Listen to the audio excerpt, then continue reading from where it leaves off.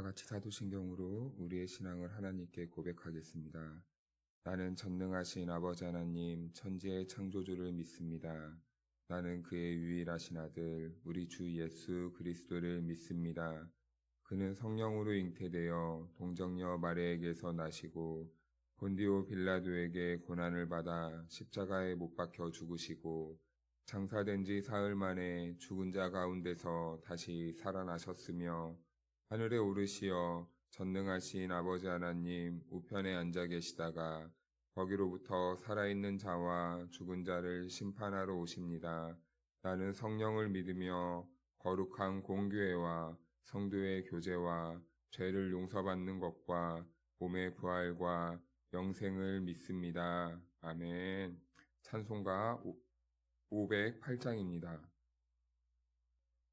우리가 지금은 나그네 되어도 508장 다 같이 찬송하겠습니다.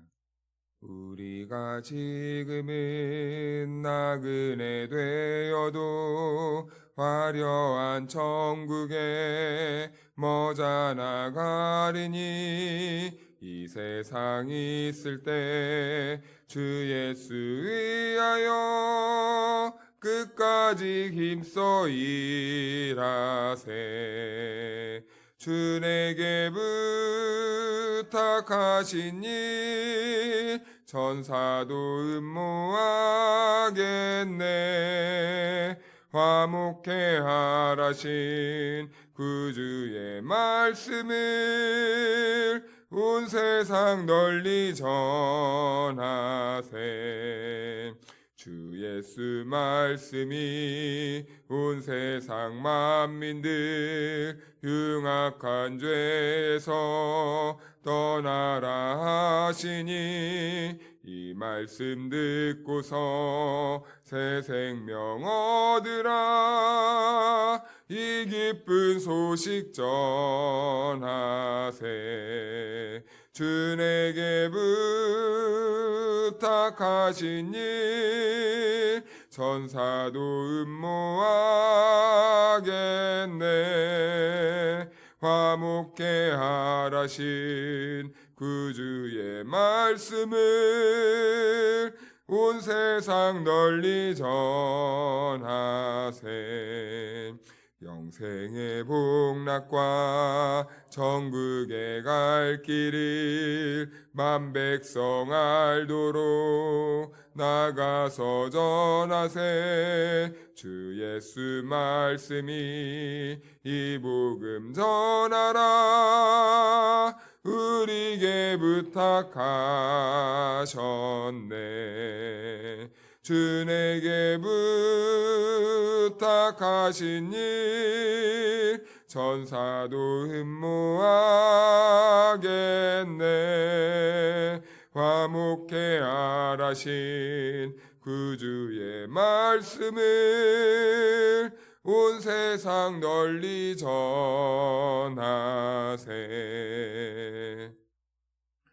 오늘 우리에게 주신 하나님의 말씀은 출애굽기 2장 8절에서 10절 말씀까지입니다.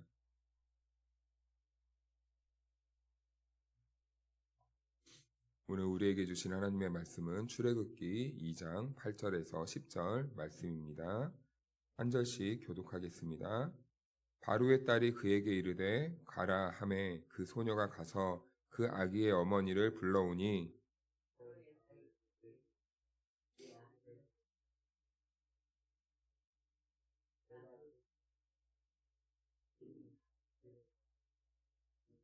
함께 읽겠습니다.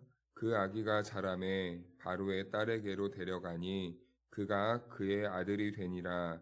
그가 그의 이름을 모세라 하여 이르되 이는 내가 그를 물에서 건져내었음이라 하였더라. 아멘. 할렐루야. 네, 하나님의 은혜와 평강이 오늘 우리에게 함께하기를 축복합니다. 네, 모세는 예수 그리스도를 상징하는 이 갈대 상자에 담겨서 나일강에 이제 유유히 떠내려가고 있습니다. 그런데 그 갈대 상자를 이제 바로의 공주가 이렇게 건져내게 되죠. 그런데요, 4절 말씀을 보니까 그 갈대 상자가 떠내려갈 때 함께 동행한 사람이 있습니다. 바로 미리암 누나였죠. 그 누나가 그 갈대 상자가 어떻게 되나 궁금했던 것 같습니다. 그래서 그 갈대 상자를 따라가고 있는 것이죠. 그래서 이제 바로의 공주가 그 갈대 상자를 발견하게 되었고 그 시녀들에게 저 갈대 상자가 뭐냐 좀 가져와 봐라 라고 이렇게 말을 하는 겁니다. 그래서 이제 그 갈대 상자를 뚜껑을 열어보니 한 아기가 담겨 있었는데 그 아기가 이제 히브리 아기였다라는 것을 알게 되죠. 그 아기는 원래 죽어야 합니다. 공주도 잘 알고 있었어요. 그런데요, 막상 아기를 보니 공주에게 한 마음이 생겼는데요. 말씀을 보니까 궁휼히 여겼다라고 이렇게 말을 합니다. 그래서 불쌍히 여긴 것이죠. 그 마음이 들자 그 아기를 이제 물에서 건져내는 것입니다. 그런데요, 오늘 이 바로의 공주가 궁휼히 여겼던 이 마음이 3장 7절 8절에 이 하나님의 마음으로 이렇게 나타나거든요. 표현되고 있는데 여호와께 3장 7절 8절을 보면 한 장 넘겨서 여호와께서 내 백성의 고통을 분명히 보았다라고 합니다.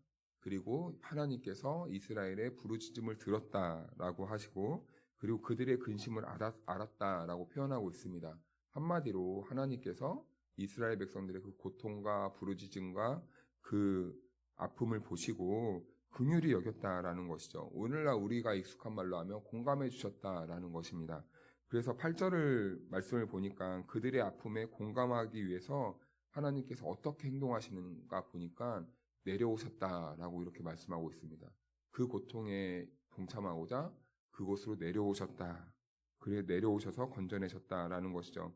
미리암이 모세를 긍휼히 여겨서 건져냈듯이 하나님은 자기 백성들을 구원하기 위해서 그들에게 친히 내려오셔서 건져주시는 것입니다. 하나님은 이처럼 우리 인간의 마음을 누구보다 잘 이해하시고 공감해 주신다라는 그런 분이라는 것을 성경은 표현하고 있는 것이죠.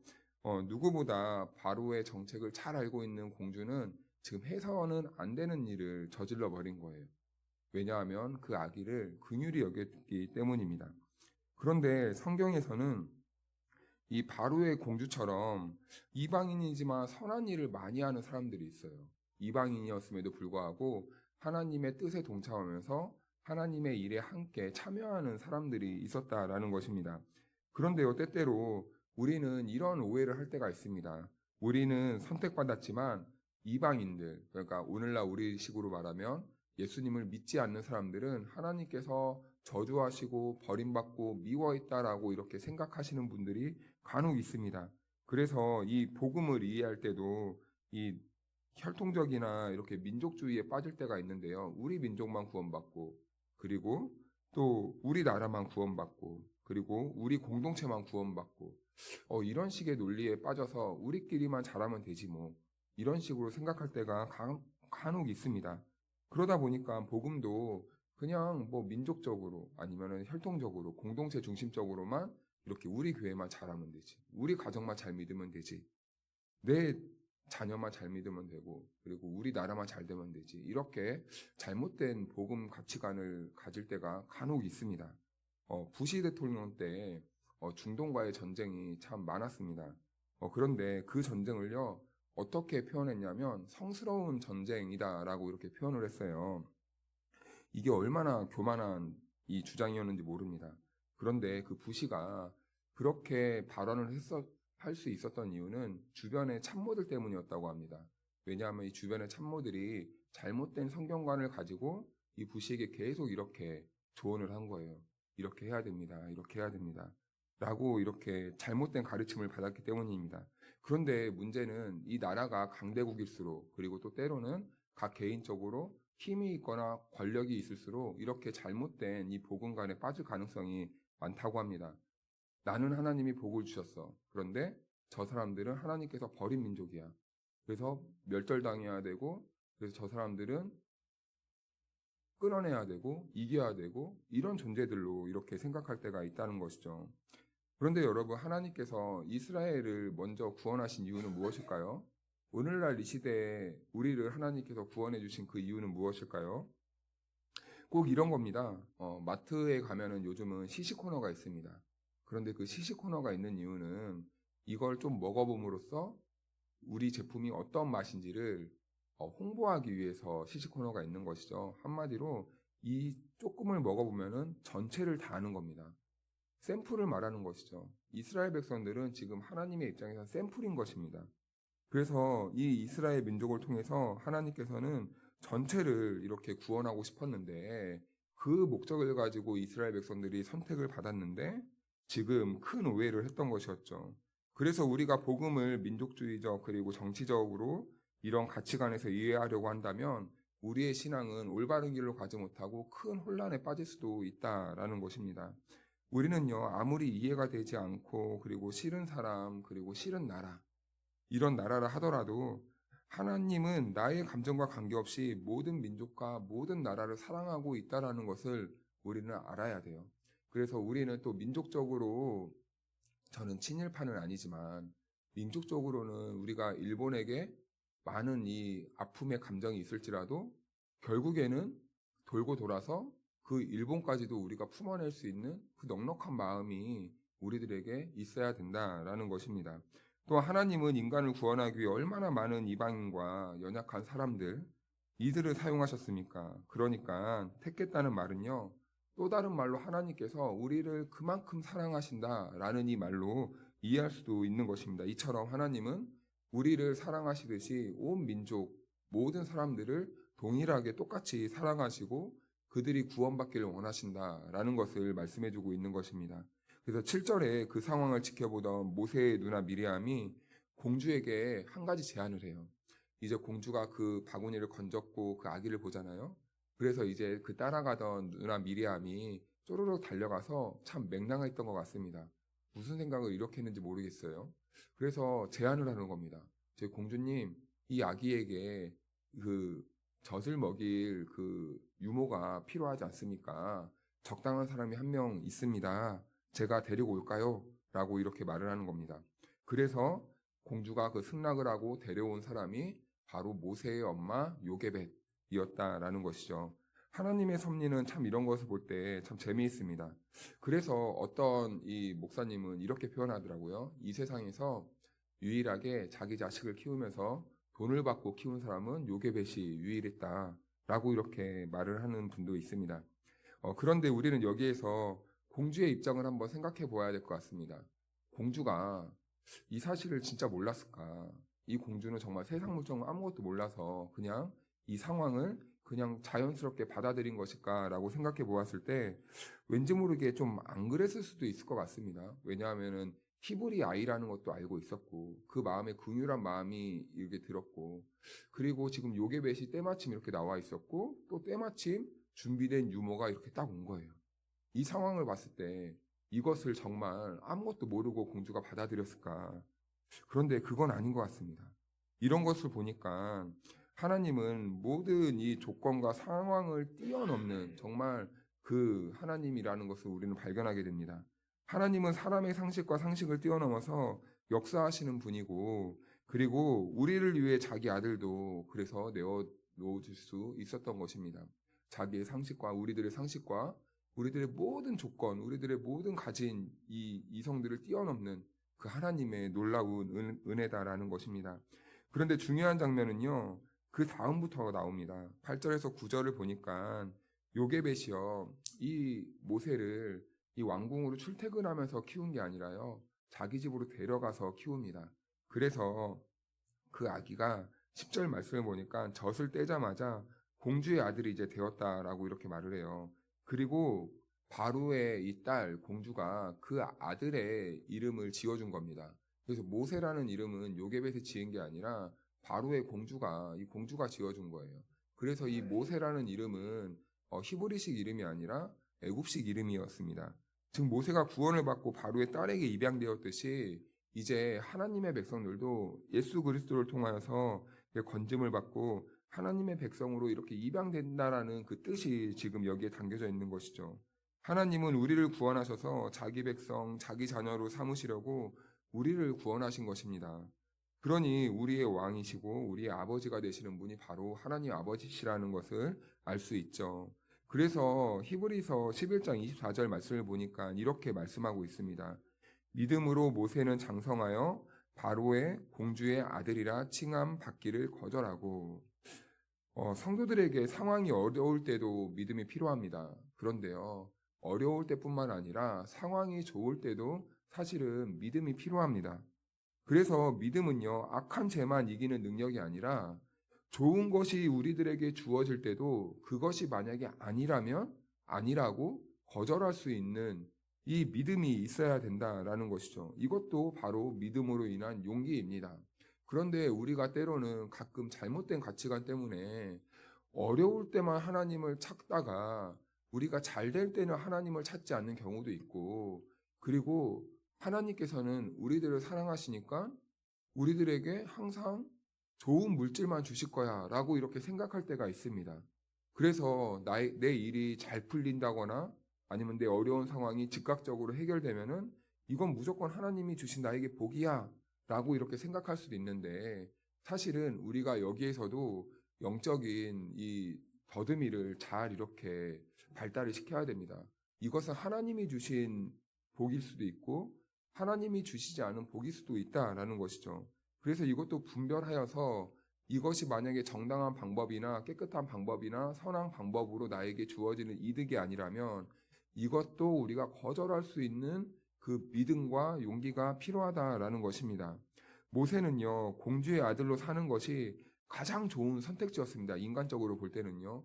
화려한 왕궁과 그리고 산의 진미가 가득한 그 왕궁 속에서, 그리고 많은 사람들과 또 많은 이 학문도 배울 수 있는 정말 이 좋은 환경 속에서 자랄 수 있었던 사람이 바로 모세였습니다. 그런데요, 모세는요, 그런 모든 안락함과 편안함과 부유함을 택하지 않고 결국엔 그가 택했던 삶의 자리는 하나님의 백성의 자리고 하나님의 자녀의 자리였다라는 것입니다. 히브리서는 그것을 말하고 있는 것이죠. 그래서 우리가 기도할 때요, 고통과 고난 속에서도 기도해야 되겠지만 우리의 일상이 순조로워지고 그리고 잘 풀려지고 그리고 탄탄대로의 길을 걸어갈 때 평안하고 일이 잘 풀리고 있을 때도 우리는 교만해지지 않도록 늘 깨어서 기도해야 합니다. 왜냐하면 사단은 우리들이 평안할 때 정말 잘 이렇게 유혹을 합니다.